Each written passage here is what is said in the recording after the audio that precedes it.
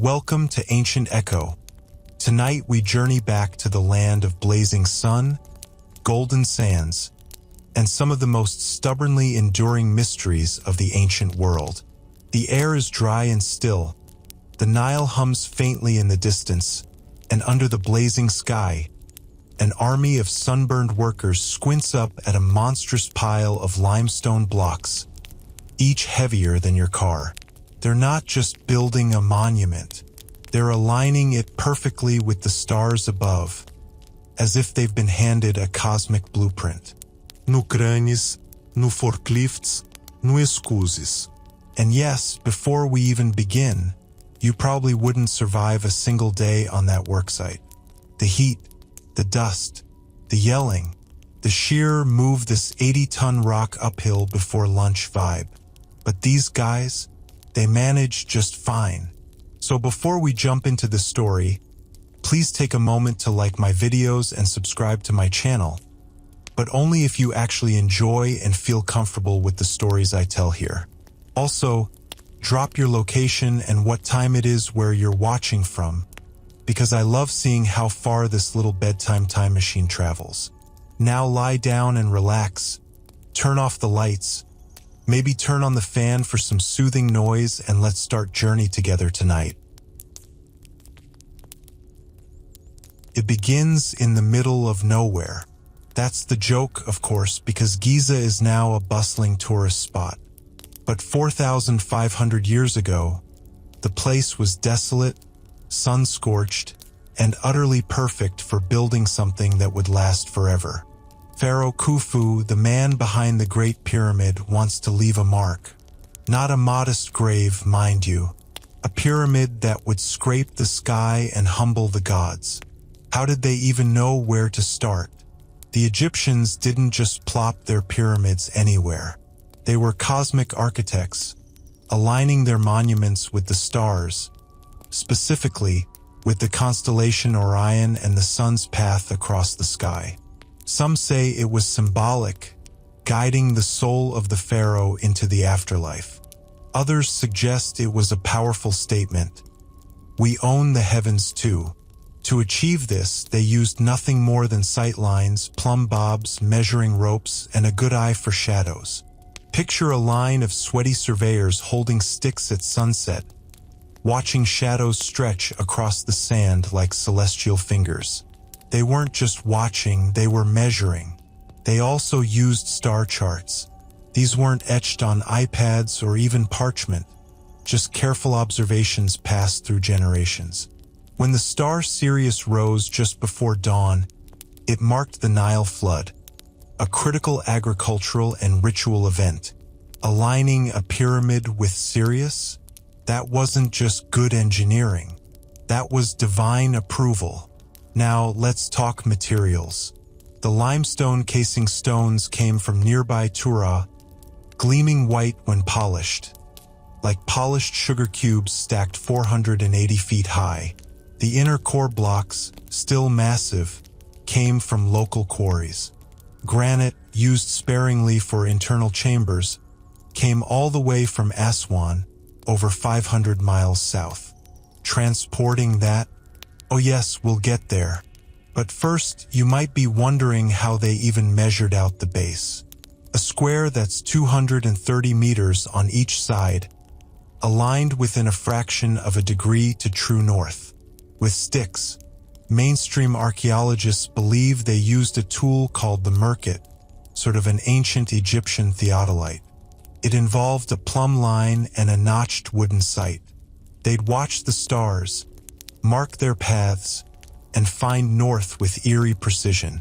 Here's where it gets quirky. Some scholars think they built temporary water pools and watched the stars reflected in them. Less atmospheric distortion, they say. Stargazing, but make it hydrodynamic. And yes, historians still argue whether they used these tools individually or in tandem, or if there was some lost method that involved nothing but intuition, divine dreams, and a very symmetrical cat. That last part is speculation, sort of. But what's not speculation is this. Once the site was chosen, aligned, and cleared, the real challenge began. Laying the first level. If your foundation isn't perfectly level, your pyramid becomes a leaning disaster. So, how did they level a massive patch of desert before laser levels or bulldozers? Here's the fringe but increasingly accepted theory. They dug shallow trenches and filled them with water. The water would find its own level, of course. Then they'd mark the waterline along the trench edges and dig down or fill in until everything matched. That means the earliest stages of pyramid construction involved Egyptian workers basically crawling around in mud, trying not to spill their leveling trench. It's not glamorous. It's definitely not divine. But it's kind of beautiful, isn't it? This fusion of cosmic precision and practical puddles. The pyramid's orientation, aligned almost perfectly with the cardinal points, is better than some modern structures. It's off by less than 0.1 degrees. That's tighter than most people parallel park their cars. So there they are. Tens of thousands of workers, stone cutters, surveyors, bakers, brewers, and architects, all working under the unblinking desert sky. The stones are ready. The ground is set. The stars are aligned. And the pharaoh? He's probably watching from the shade of a linen-draped pavilion, sipping something fermented and wondering if this giant stone triangle is going to be big enough. Don't worry, Your Majesty. It will be. The sun beats down like a divine punishment, but no one's running for cover. Not the workers hauling sleds. Not the bakers kneading gritty flour. Not the foreman barking orders with the exhausted authority of men who've explained the same thing 40 times already today. And definitely not the guy handing out the beer rations.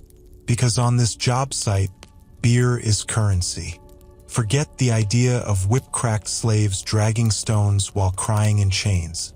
That image, popularized by movies and bad history classes, doesn't hold up. Modern archaeology tells a different story. These pyramid builders were mostly seasonal laborers, farmers whose fields were underwater during the annual Nile flood. With crops submerged and time to kill, many joined the massive workforce building the pharaoh's eternal house. In return, room, board, dignity, and copious amounts of beer. Some records suggest workers were paid 4 liters a day. Enough to dull the pain, quiet the sunburn, and make limestone sledding slightly more bearable. It wasn't Oktoberfest, but it did the job. Bread was the other staple. Dense, coarse, full of sand from the grinding stones. Think of it as chewy sandstone with a hint of sourdough. Combined with onions, dried fish, and the occasional fig, a banquet fit for someone with very low expectations. Their homes? Mud brick dormitories near the Giza Plateau. Excavations in the 1990s revealed entire worker villages, complete with bakeries, breweries, and even hospitals. Not a bad setup for a civilization that didn't invent the wheel until rather late in the game. They wore linen kilts, walked barefoot, and endured the work with the stoicism of people who knew the afterlife was real, and that Khufu's eternal peace somehow depended on them not dropping that block. And they smelled. Oh, did they smell? Even by ancient standards, the pyramid workforce was likely a pungent cocktail of sweat, yeast, fish, and crushed limestone dust. No perfumes, no showers, and certainly no deodorant.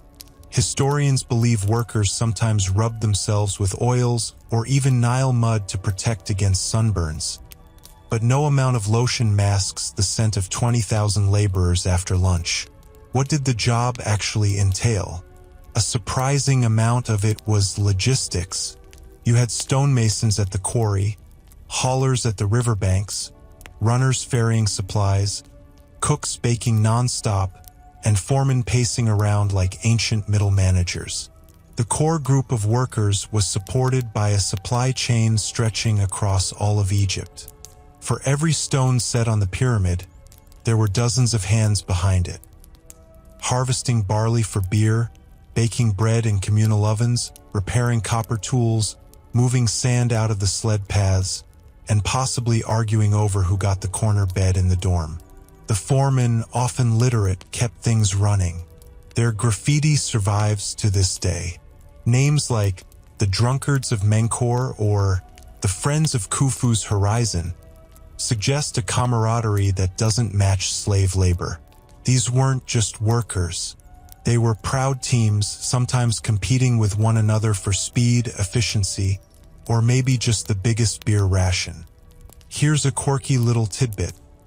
Some laborers had their medical needs tended by what we'd now call pyramid physicians.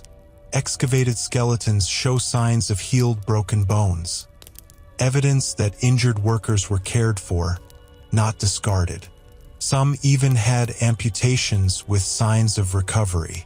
In other words, Egypt had an early form of workman's comp.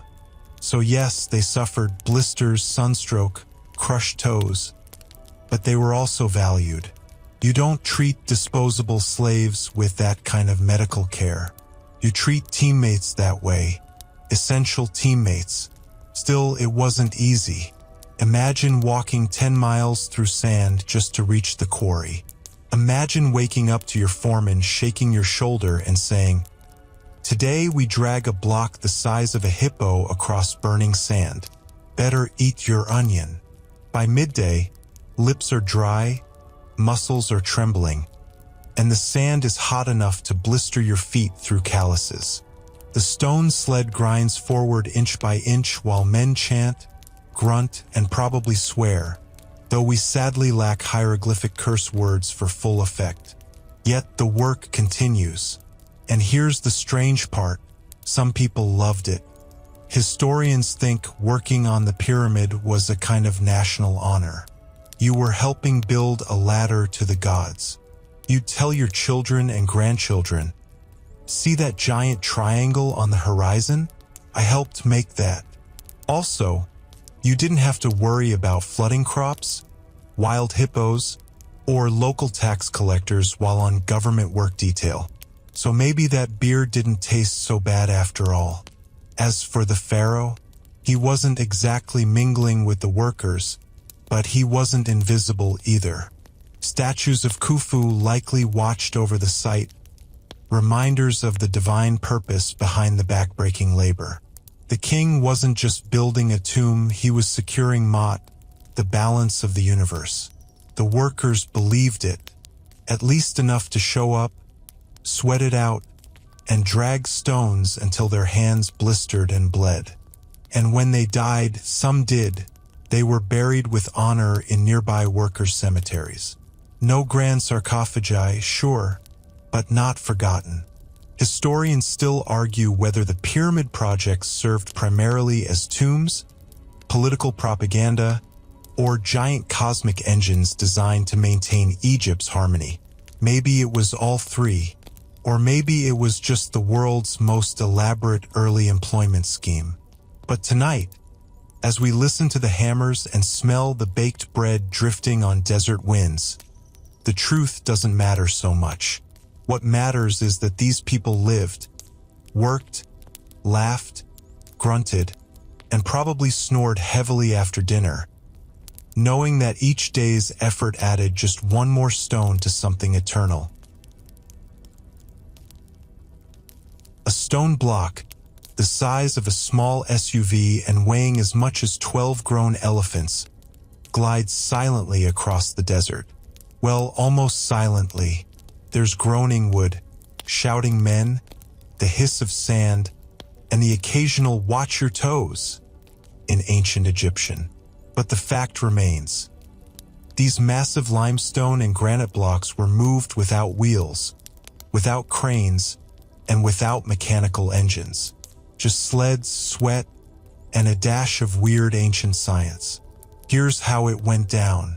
The workers would quarry a block, shape it roughly on site, and then load it onto a wooden sled. not a wheeled cart, a flat-bottomed sled, reinforced with thick planks and ropes.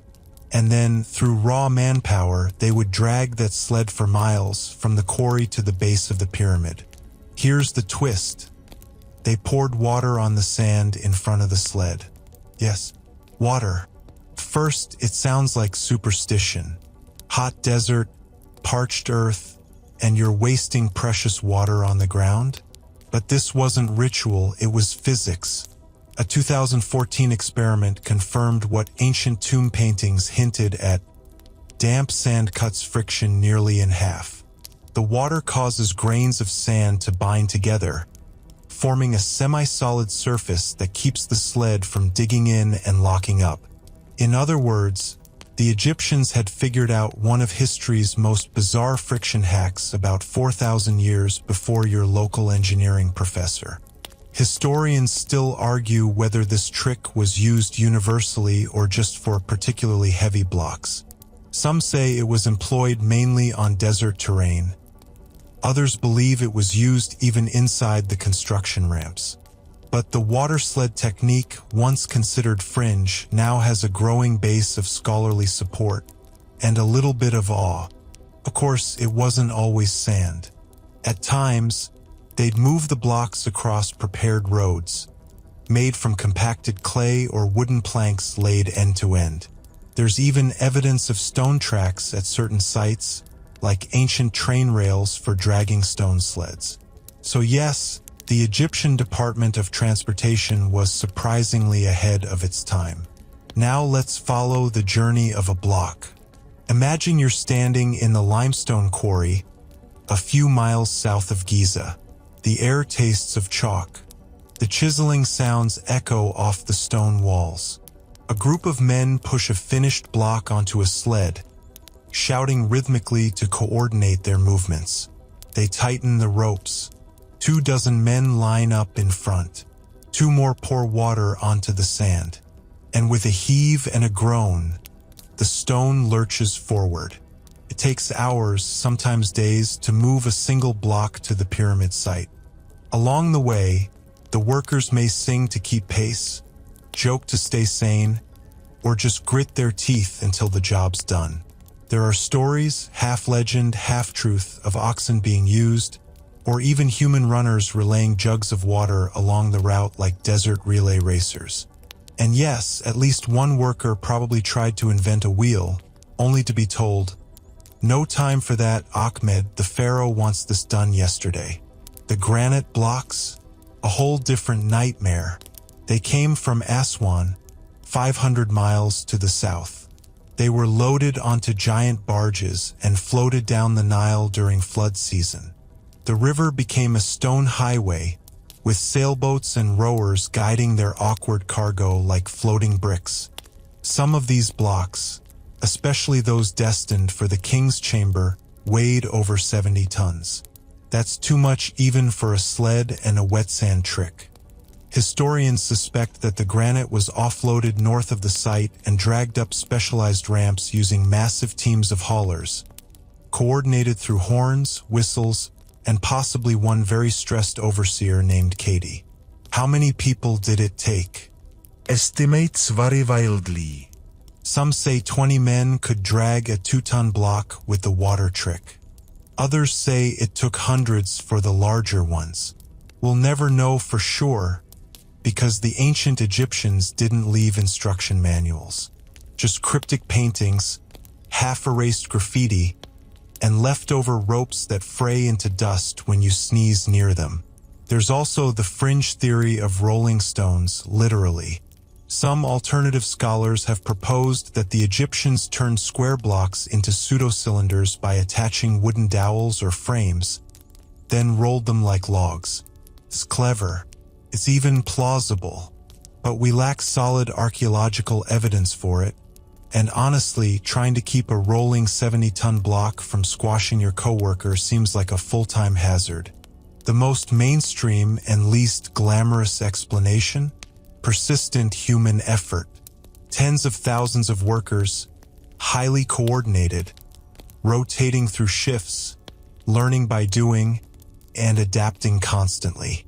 They didn't have physics textbooks. They had trial and error, and their version of trial and error meant if the block cracked, broke, or got stuck, you had to start over. No Control Z. Just another week of pulling stone across the desert while someone mutters about whose bad idea this all was. Still, they got the job done. Over 2 million blocks went into the Great Pyramid. Some estimates put it at 1 block placed every 2 minutes, day and night, for 2 decades. Was that really achievable? Historians still argue whether such efficiency was possible with ancient tools. Some say the work must have stopped for festivals, for flooding, for rest. Others argue that teams worked in overlapping shifts, compensating for downtime with bursts of speed when conditions were right. All we know is the blocks arrived. By sled, by barge, by backbreaking teamwork they came. And as each one clunked into place, lined up with uncanny precision and grunted into alignment, Khufu's dream grew taller. All thanks to sleds, sweat, and the surprising power of wet sand. Now picture this. The base of the pyramid is nearly complete. Tens of thousands of limestone blocks form a square so flat and precise it puts your kitchen countertop to shame. But the real challenge still looms above, literally, because stacking stones 500 feet high without cranes, pulleys, or steel scaffolding. That's where the mystery deepens. They had to lift each heavy block, some weighing between 2 and 15 tons, upwards. And while we have paintings of sleds, workers, and quarries, we have zero physical remains of the ramps they likely used, which has led to a lot of theories, some mainstream, some laughably wild, all fascinating. Let's start with the most accepted, the straight ramp theory. The idea is simple. Build a long, straight earthen ramp from the ground to the growing pyramid. Drag the blocks up using sleds and manpower. Easy to picture until you do the math. For a ramp to reach the top of the Great Pyramid with a safe incline, it would need to stretch over a mile long, using more material than the pyramid itself. Not to mention it would have blocked the very structure they were trying to build. Historians still argue whether such a megaramp ever existed, or if this theory just looks good on paper and eats too much sand in real life. Then there's the spiral ramp theory, a favorite among Egyptologists who like puzzles. In this version, the ramp curls around the pyramid like a snail shell, hugging its sides as the structure rises. This solves the length problem. The ramp doesn't have to be a mile long, just a continuous spiral circling upward. But that presents a new dilemma. How do you drag a sled around tight corners or keep the path from collapsing under its own weight? One fringe but interesting proposal adds wooden switchbacks or spiral staircases built within the pyramid's interior. Some researchers point to internal voids found via ground-penetrating radar as possible ramp remnants. Could the Egyptians have used internal passages as construction tunnels, hidden ever since beneath limestone? That would be the ultimate mic drop from history. Another curious theory, the zigzag ramp. Instead of spiraling, this model proposes ramps that zigzag up one pyramid face, allowing stones to be hauled in straight lines with switchback turns at intervals. This solves the spiral tightness problem, but would have required incredible stabilization and constant rebuilding as the pyramid rose. None of these ramps were meant to last. Once construction was done, the ramps were dismantled, reused, or allowed to erode away. That's why we've never found one, even with all our tech and trench digging. It's like building a skyscraper with scaffolding made of sugar, then washing it away before anyone sees. But wait, there's more. Some ancient alien theorists, yes, them again, suggest ramps were never needed because otherworldly technology lifted the stones. Hover lift beams. sonic levitation, anti-gravity lizards. You name it. These explanations are fun at parties, less so in peer-reviewed journals. Still, it's worth noting, the Egyptians never described how they built the pyramids. No instruction manuals, no builder's diaries, unless you count some graffiti like, "This side up." This silence has fueled speculation for centuries. A few stray scrolls or dusty blueprints would have solved everything, but apparently the scribes were too busy inventing medicine and math to bother with IKEA-style pyramid instructions. Returning to realism, let's consider the multiple ramp approach. It's possible the Egyptians used a combination: straight ramps for the lower layers, then spirals or zigzags as height increased. Ramps were temporary and constantly reshaped to accommodate the new levels. Some stones may even have been placed with levers and fulcrums, using clever counterbalancing tricks to walk blocks upward step by step. Quirky tidbit here. Some believe they used lubricated logs, yes, greased-up palm trunks, to roll blocks short vertical distances, especially when a final nudge was needed to slot a stone into its row. It's not elegant, but neither is dragging limestone across a desert, and the Egyptians clearly weren't aiming for elegance. They aimed for eternity. There's even a niche theory involving kite-assisted lifting, large linen sails tied to blocks and using desert winds to lighten the load. It's borderline fantasy, but hey, kite festivals existed back then, and someone might have thought, what if we used one of these for stonework? Despite the lack of hard evidence for ramps, the architectural outcome doesn't lie.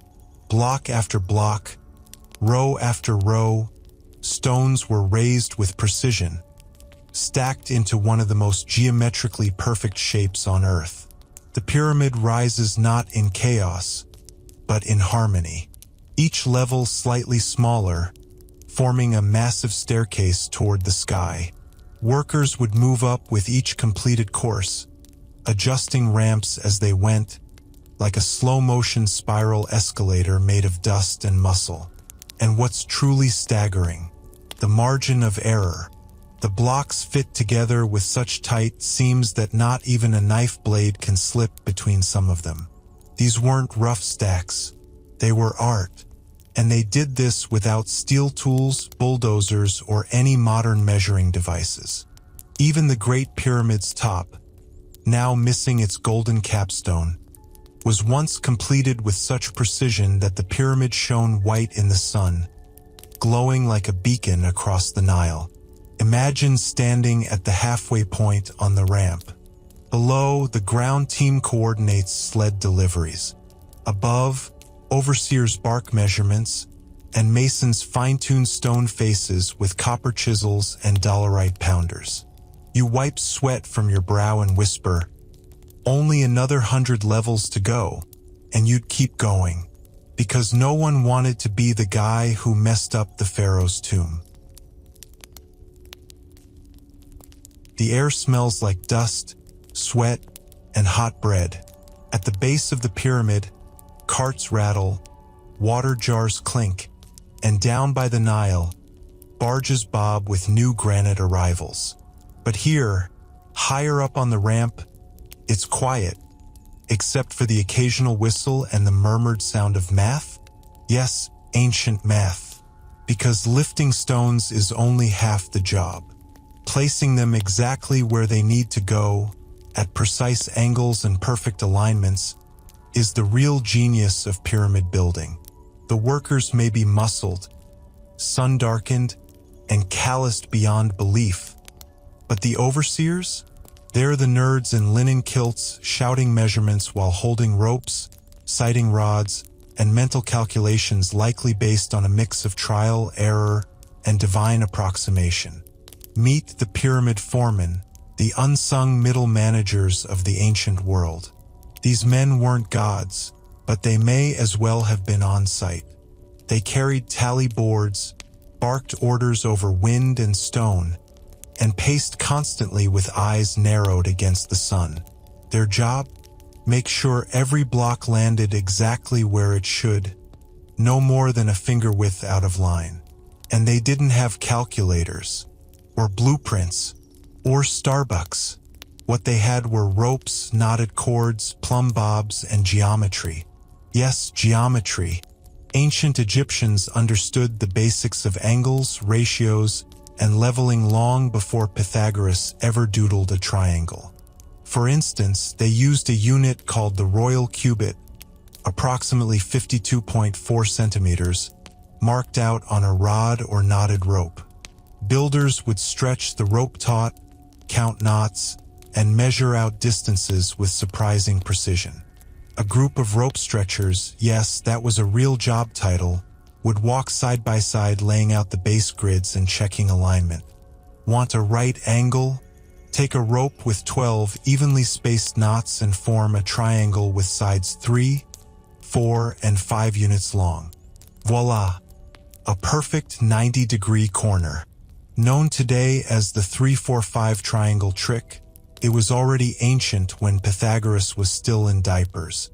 And historians still argue whether the Egyptians used this exact method or stumbled into it by sheer trial and error brilliance. And the foreman knew how to yell. Picture a foreman named Hormheb, sweaty and squinting, watching 24 workers drag a sled up the ramp. If that sled veers even slightly to the left, the entire row of stonework could go off course, throwing off not just the appearance, but the entire internal structure. So Hormheb shouts, "Left, more left, stop, tap tap the edge." The stone settles. Out come copper levels, sighting rods, and lines of oil painted on the adjacent blocks. Two masons check that the joint is tight enough that even sand can't leak through. And only then does Hormheb nod. Next, this is where the magic happens. Not in the massive stones, but in the minuscule margins. The ancient Egyptians worked to tolerances that modern engineers find astonishing. The Great Pyramid's base is off by only a few inches across 230 meters. That's like drawing a square on the ground with 4 sticks and getting it almost perfectly aligned with true north, without GPS, lasers, or Google Earth. Here's your quirky tidbit. Egyptologists have found ancient workers' math doodles on limestone flakes near pyramid sites. These ostraca include scribbled equations, attempts at volume calculations, and even multiplication tables. Imagine your coworker solving for X on a rock while you haul blocks uphill. That's dedication. And what about communication? Without walkie-talkies, the overseers had to rely on hand signals, whistles, and shouts. Specific tones likely meant stop, lower, measure again, or perhaps, "You've put it in backwards," which absolutely happened. They also used color-coded markings. Some stones had red ink inscriptions, indicating where they were to go, what row, what side, what face. Think of it like ancient IKEA labels. Top left, interior, align with beam C. And if you think pyramid labor was all back and biceps, don't forget the sawyers who spent all day slicing through limestone with copper saws and sand grit. Or the polishers who buffed stones until they gleamed. Or the chasers who adjusted block shapes on site to create a perfect fit. No one just dropped off a rock and left. Every stone was lovingly, if tiredly, nudged into its forever home. By the way, there were likely female workers, too, especially in supporting roles. Brewing, baking, weaving, managing dormitories. They didn't haul granite, but they kept the machine running. And their hands were just as cracked and tired by sunset. Now picture a typical day nearing its end. The sun lowers, casting long shadows over the gleaming shell of white limestone. The latest stone clunks into place. A final dusting of sand is swept from its surface. A foreman rubs his temples and scratches a measurement into the plaster wall of a nearby workshop. All is still for a moment. Then someone yells because a block from earlier is a fraction too high, a few centimeters, enough to mess up the next row. So two workers climb up, grab their chisels, and start shaving it down while muttering under their breath. The pyramid waits. It has time, but the workers don't. Time is the enemy here, because Khufu isn't immortal, not yet. His pyramid must be finished before he dies. Otherwise, the royal spirit may wander, unanchored, and his rule in the afterlife might not begin properly. So the foremen are under pressure. It's not just geometry. It's cosmic deadline management. No pressure, right? And still, night after night, the stonework rises. One block, one rope, one shouted measurement at a time. Far from the crisp geometry of the pyramid itself, chaos reigns in the quarries. Dust clouds the air. Shards of rock scatter across uneven ground. Workers grunt and wince with every swing of their hammers, each strike echoing off limestone walls like thunder in a stone bowl. This is where the pyramid's bones are born, carved straight from the earth, one miserable chunk at a time. Here, the tools are deceptively humble. No iron, no diamond-tipped saws. Just copper chisels, dolerite pounding stones, and wooden mallets thick enough to give even the most seasoned mason a wrist cramp. The limestone blocks were the easiest, relatively speaking. The quarries at Giza and nearby Tura supplied much of the creamy white casing stone. Workers used copper chisels to score the surface of the limestone, then inserted wooden wedges into the grooves.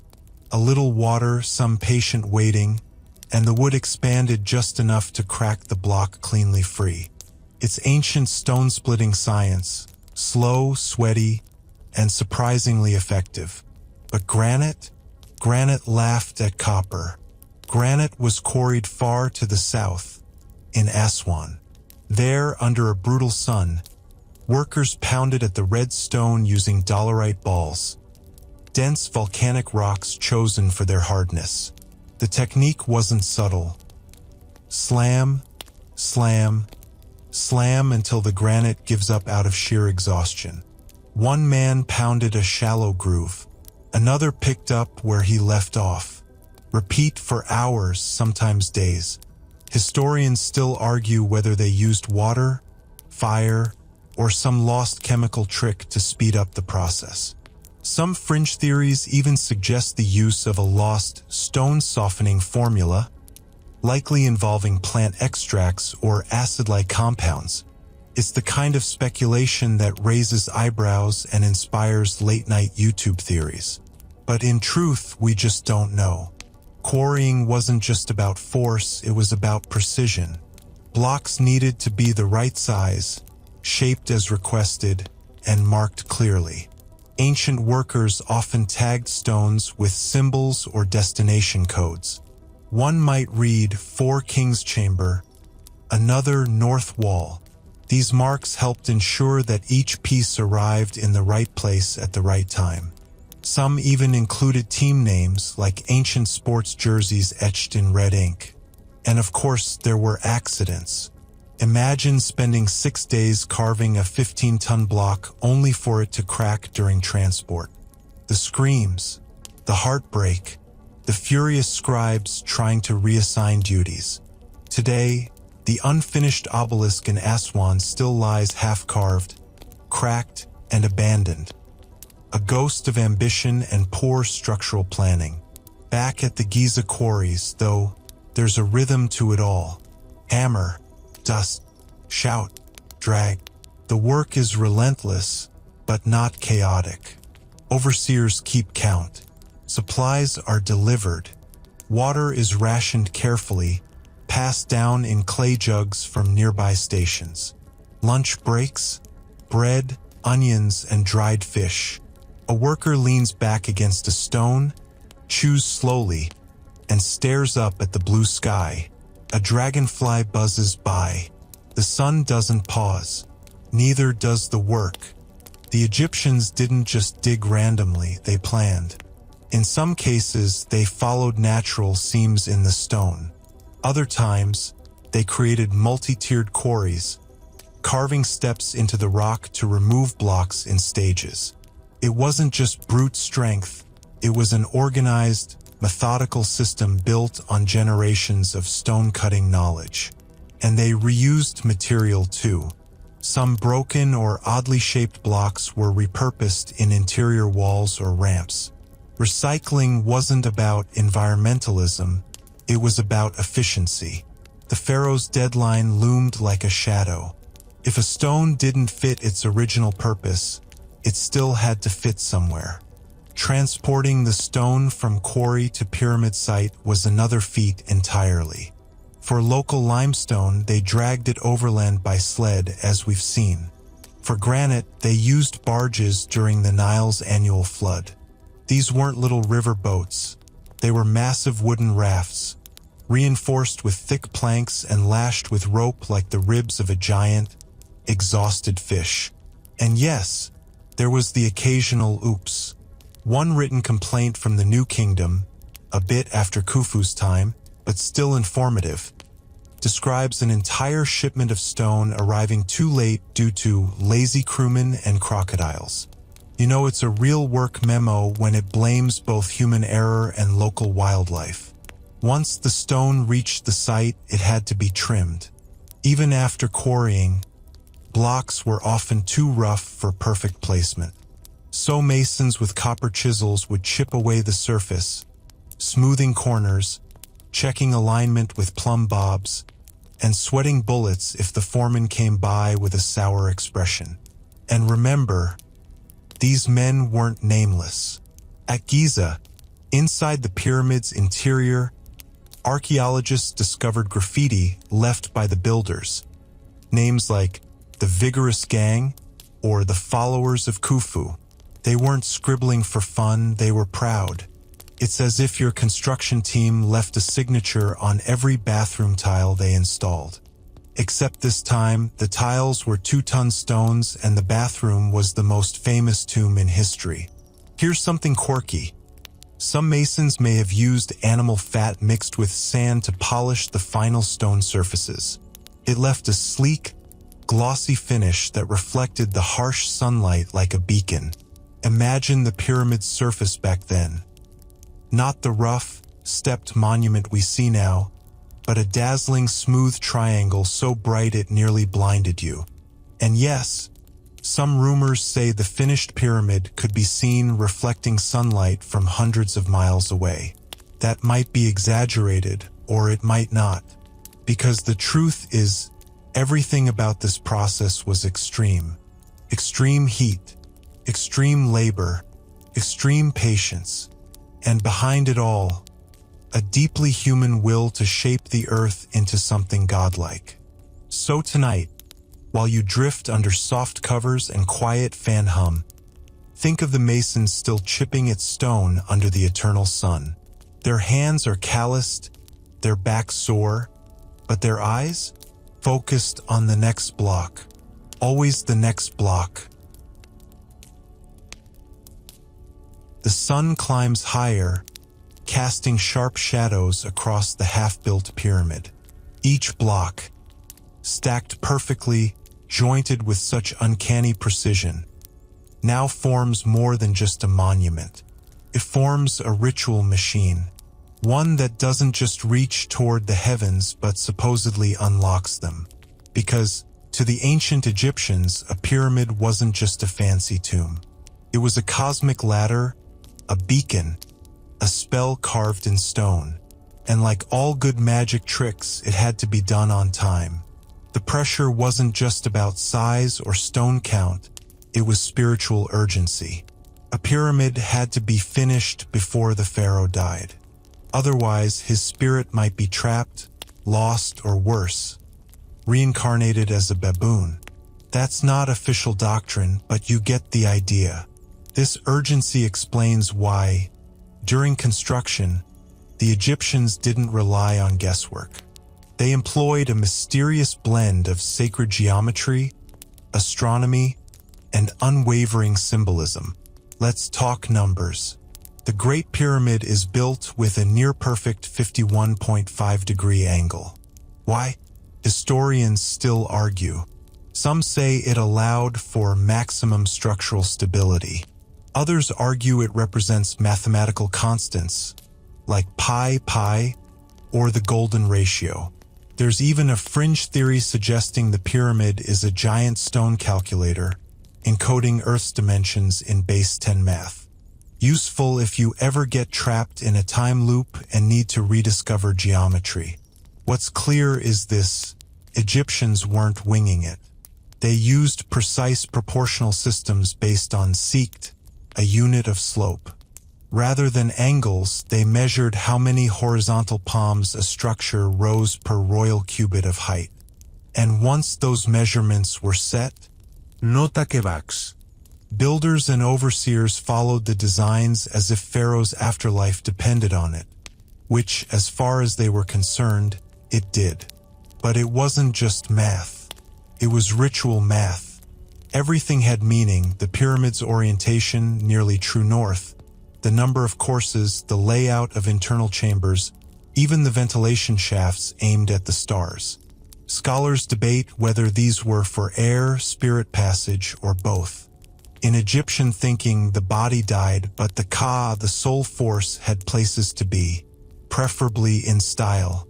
That brings us to the king's chamber, a granite-lined room tucked deep inside the Great Pyramid, built with absurdly massive granite beams from Aswan, each weighing dozens of tons, stacked above the chamber in 5 relieving layers to prevent collapse. Why so much effort? Because this chamber wasn't just a resting place, it was a portal, a launch pad for the pharaoh's soul, positioned with frightening precision to face the Orion constellation.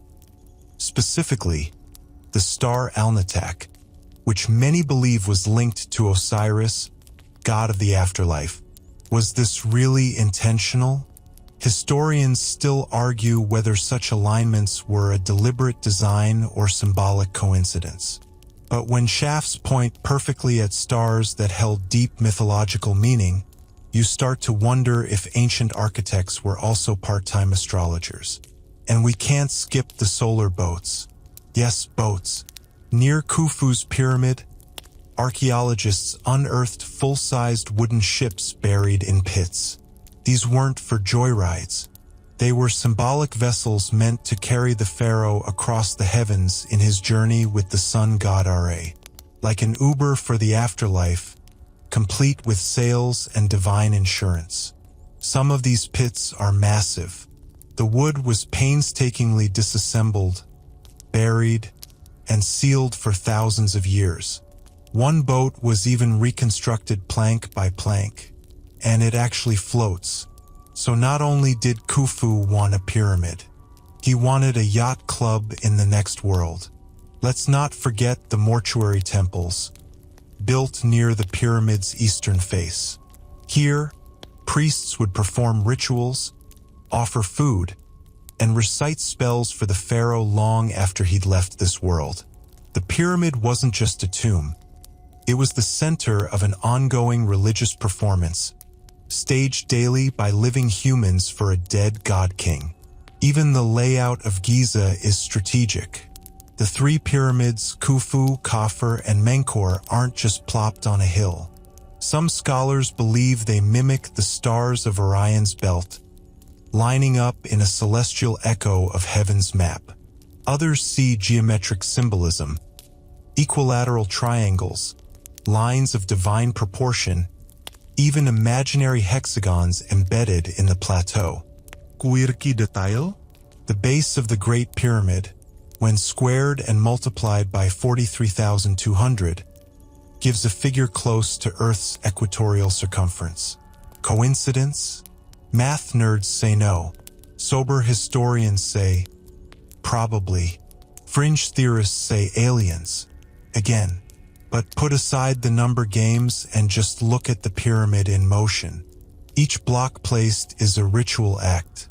Each layer built is another step toward the stars.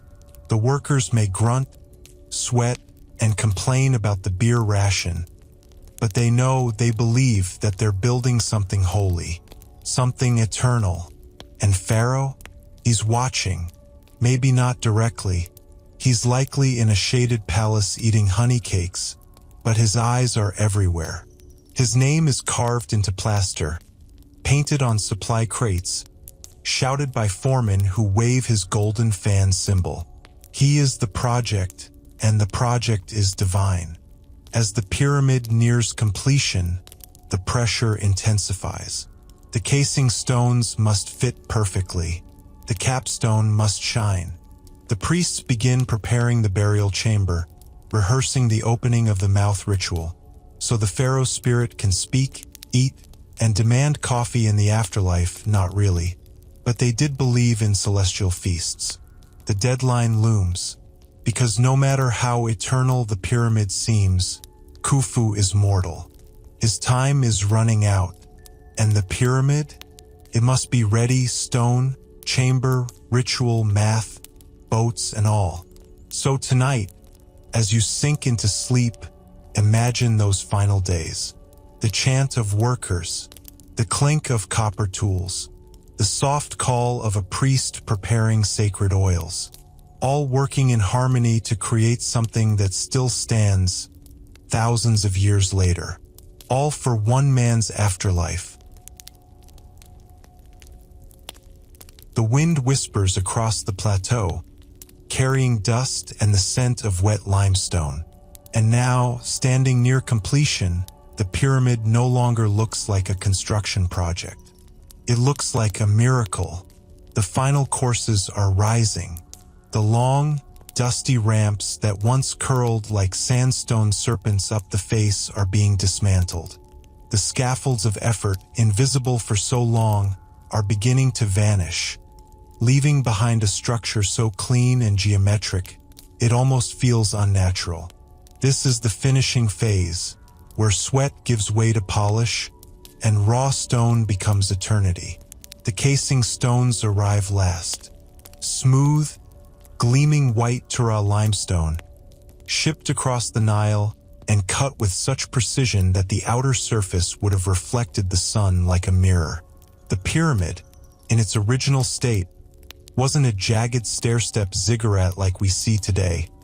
It was sleek, radiant, and sharp-edged, a divine triangle glinting across the desert for miles.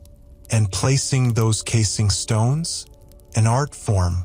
Each was carefully measured, chiseled, and maneuvered into place with copper levers, sledges, and more human effort than a modern skyscraper requires. Workers balanced on sloping edges, adjusted millimeter by millimeter, and prayed that the stone didn't slide and flatten a fellow mason on its way down. The final outer layer had to be perfect, both sacred and terrifyingly precise. The pyramid was becoming more than a building. It was a beacon. Ancient writings tell us the Egyptians saw the pyramid as a stairway to the sky, a bridge between this world and the next. And that outer polish? It helped. Under the blazing sun, the Great Pyramid would have glowed with a surreal, blinding intensity.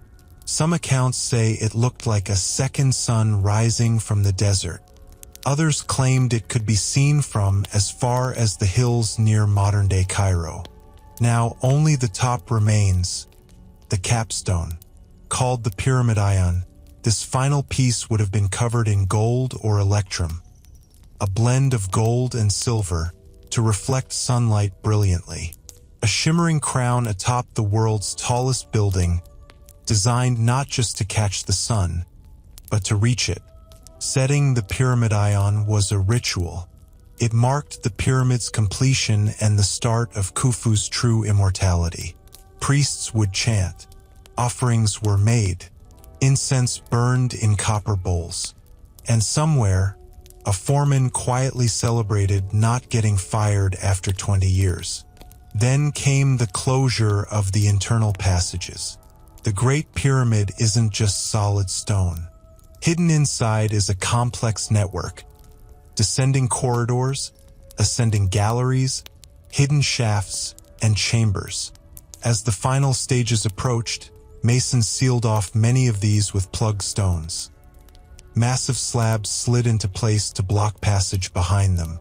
In Khufu's case, some believe this was done not just for protection, but as part of the ritual itself, a way to trap his divine essence safely inside the tomb. The Queen's Chamber, the Grand Gallery, and the King's Chamber all had their own roles. Some served ceremonial purposes. Others may have been symbolic decoys or architectural experiments.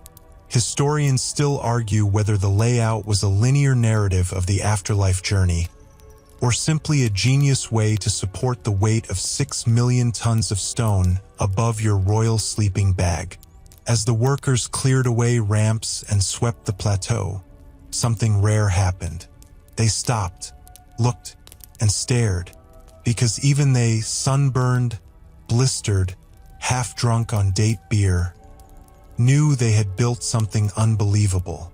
A perfect triangle carved from dust and devotion. Something that would last longer than empires, languages, or even memory.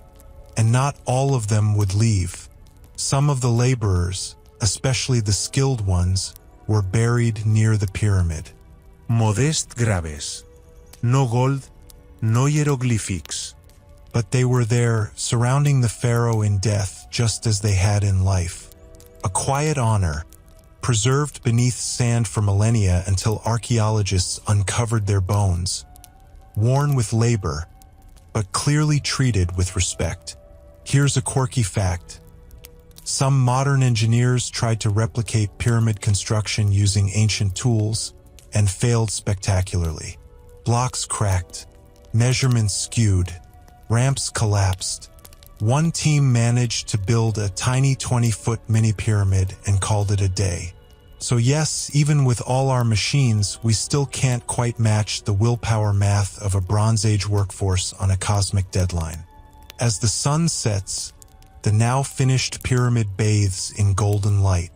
The priests circle the base, performing blessings, leaving offerings, bread, wine, incense, amulets.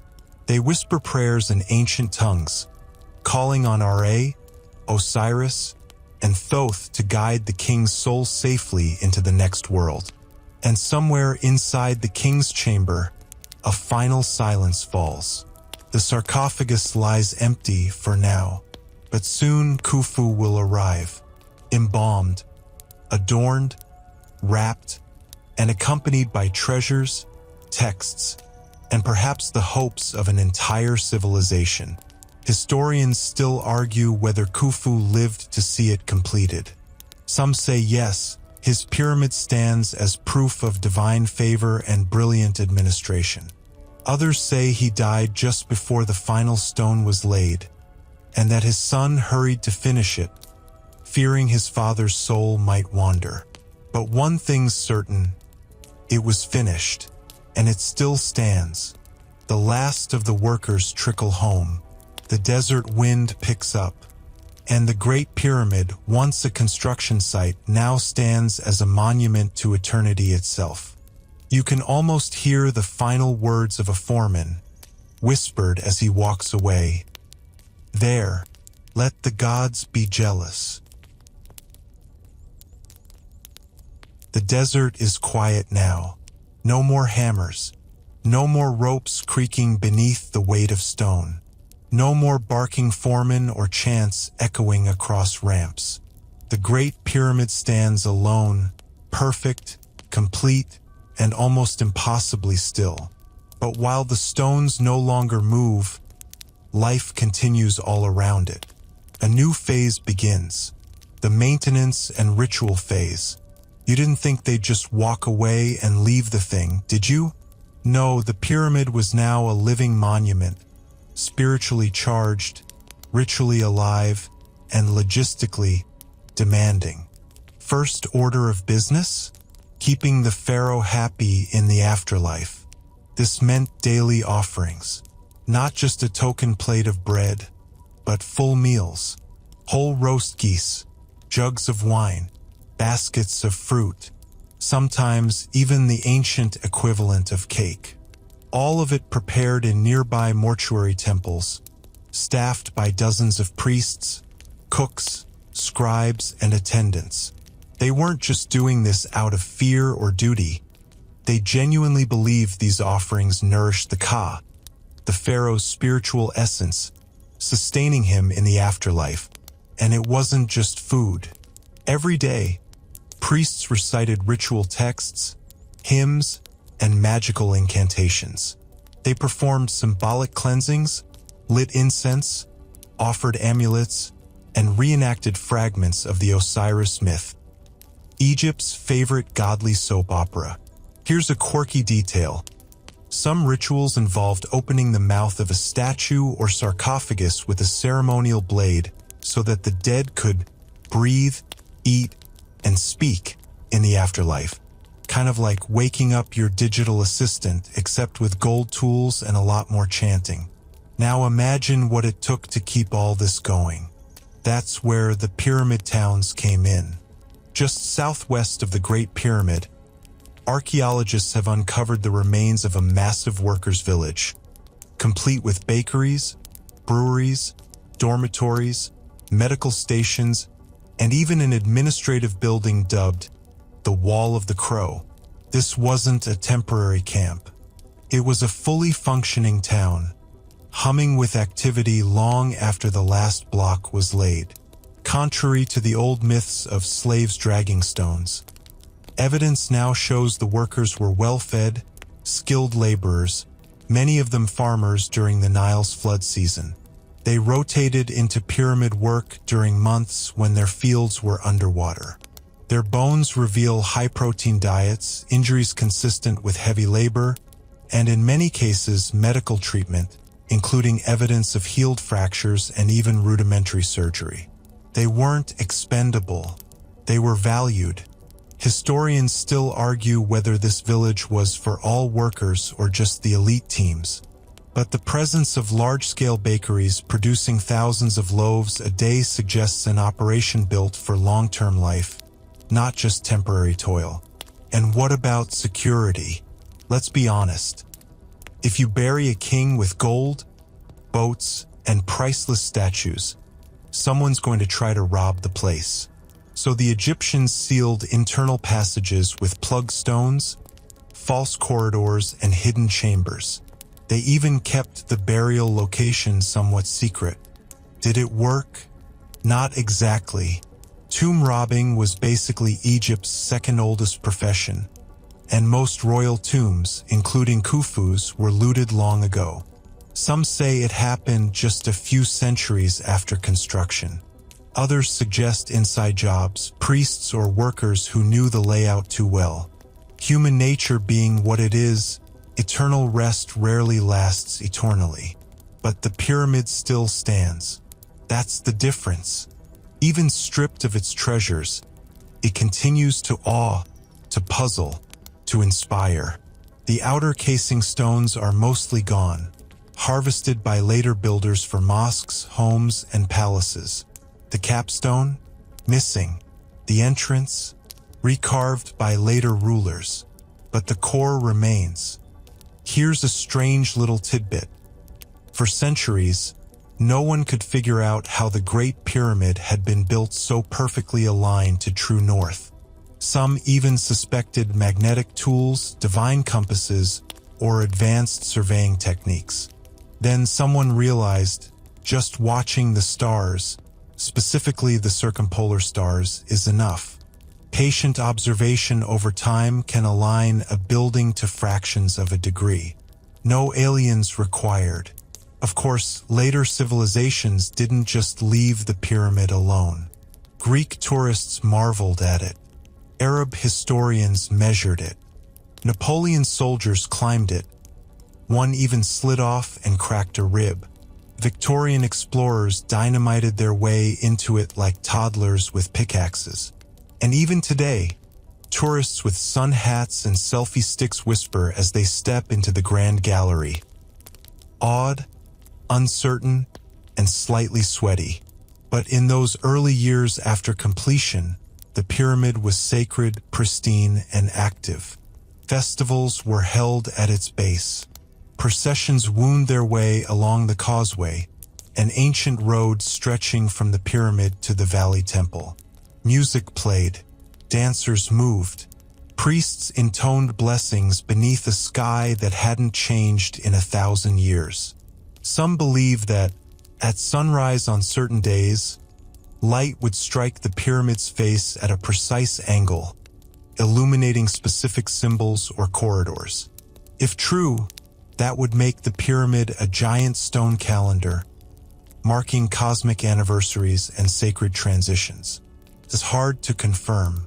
We've lost too many clues, but there's one thing we haven't lost: the feeling, the quiet awe when you look at it, the unsettling precision, the creeping sense that the people who built this monument knew something we don't, not in terms of magic or aliens, but in sheer determination, spiritual purpose, and architectural stubbornness. So picture it just for a moment. The pyramid glows white in the afternoon sun. Nearby, a priest adjusts his linen robe, opens a scroll, and begins the ritual chant. Somewhere behind him, a baker removes fresh bread from an oven made of clay and stone. A worker massages his sore arm, having helped polish the last casing block yesterday. And overhead, a falcon glides silently through the sky, watching, always watching. The years drift by like wind over sand. At first, the pyramid stands untouched, gleaming, revered. People approach it softly, offerings in hand, eyes lowered. The name of Khufu is still spoken in temple hymns. His priests still chant. The bakery still fires its ovens. But slowly, inevitably, time begins to eat the edges. Generations pass. Dynasties shift. New kings rise, each wanting their own monument, their own mark on the world. Khufu, once the center of the universe, becomes one of many. His pyramid, though, it remains the largest, the most perfect, the one all others are compared against. But the reverence softens. The mortuary rituals grow less frequent. The priest's chants fade. Eventually, someone forgets to show up for the sunrise offering, and the door to the king's chamber stays closed permanently. What happens to a monument when it outlives its maker? It adapts, transforms. It becomes something else, a symbol beyond the man who ordered it. Over the centuries, wind strips away the fine outer casing. Earthquakes crack the edges. Looters chip at stone, breaking corners, searching for secrets. Whole rows of gleaming limestone are carted off to build mosques and palaces in nearby Cairo. The smooth pyramid becomes jagged again, the sharp triangle returning to its skeleton. And yet it still stands. Here's a strange twist. Khufu's name disappears from official Egyptian records for a long while. Later dynasties viewed him with suspicion. Perhaps his massive ego rubbed them the wrong way. Or perhaps his pyramid made everyone else feel small. Historians still argue whether Khufu was remembered as a great king or an overambitious tyrant. Some later legends, recorded by the Greeks, even describe him as a cruel ruler, possibly even wicked. Others treat him like a god. The truth? Probably somewhere in between, just like every powerful man who built something too big to forget. And yet, the pyramid defies opinion. It doesn't care what you think of Khufu. It just exists, through sandstorms, through invasions, through the rise and fall of Rome, of Islam, of the British Empire, through airplanes, cameras, and satellites, through world wars and Instagram reels.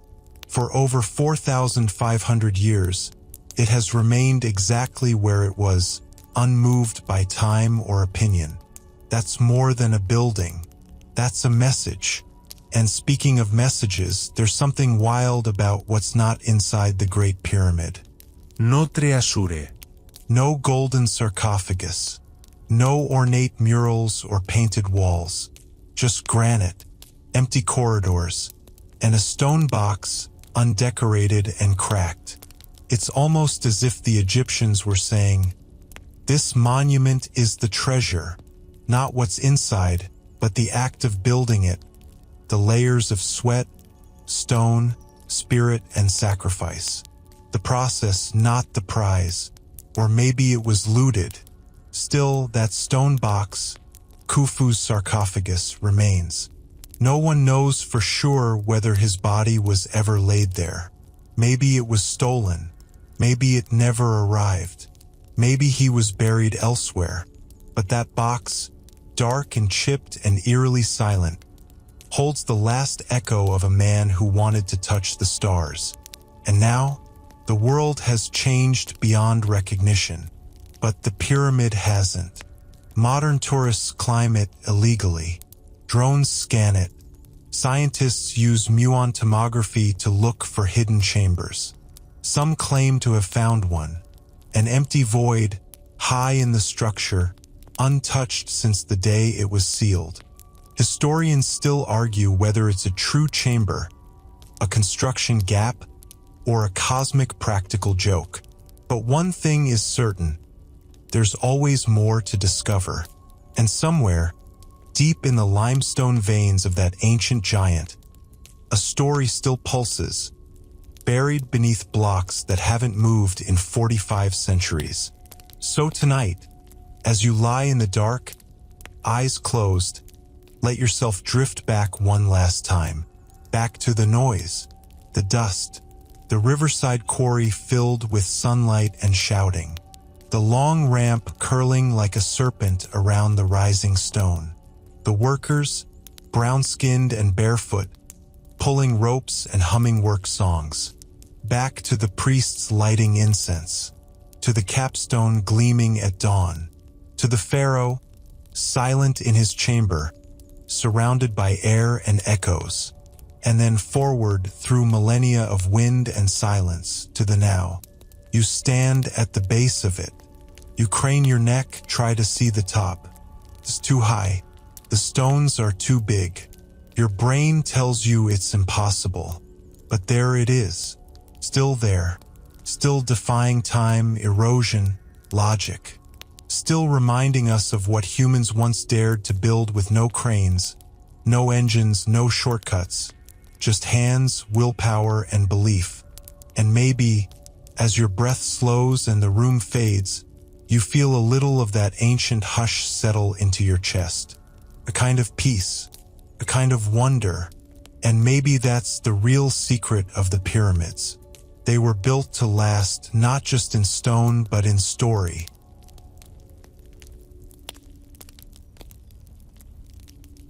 And now, as we drift farther away from the warm sun of ancient Egypt, the image of the pyramid softens.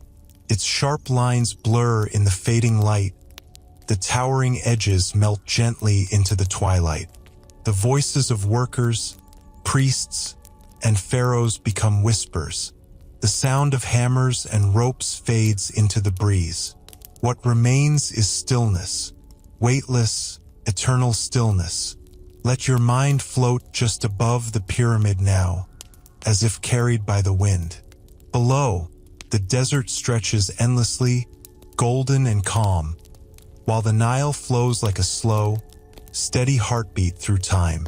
The stars above begin to blink into place, just as they did for the builders who looked up night after night, drawing cosmic meaning from their silent spark. Inhale slowly. Feel the warmth of the stones. Exhale even slower, letting go of whatever tension clings to your chest. You've walked through the corridors of history tonight. You've felt the dust under your feet, the sun on your shoulders, the weight of a civilization's dreams carried in your arms. And now you can release all of that. Let it fall gently into the sand, to be buried with the others who once dreamed of forever. Sleep comes easily now, like a linen cloth drawn over your eyes. You're safe. You're distant from the noise. You're part of something larger, something old, something silent and steady as stone. The pyramid is there, just over your shoulder, always waiting, always watching. Good night.